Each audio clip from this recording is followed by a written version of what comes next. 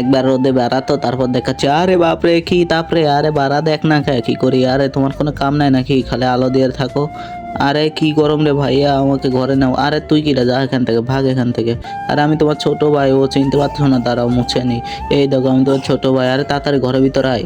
আরে যা যা ঘরে নিয়ে যা পরে তো বাড়াবি আরে ভাইয়া দেখো আমার কালা হয়ে গেছি পুরো।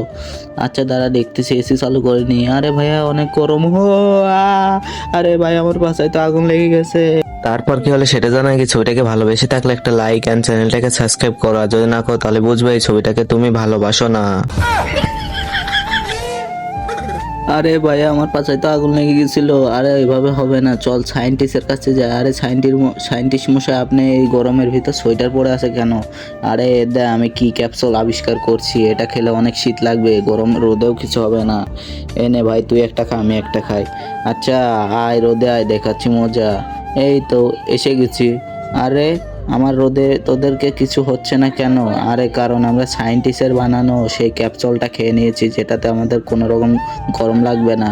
ও আচ্ছা তাহলে আমি না থাকলে তো শীত লাগবে, তখন কোথায় যাবি? আচ্ছা দাঁড়া তোদেরকে একটা মজা দেখাই এনে। আ আরে বাবা রে অনেক ঠান্ডা লাগে রে ঠান্ডা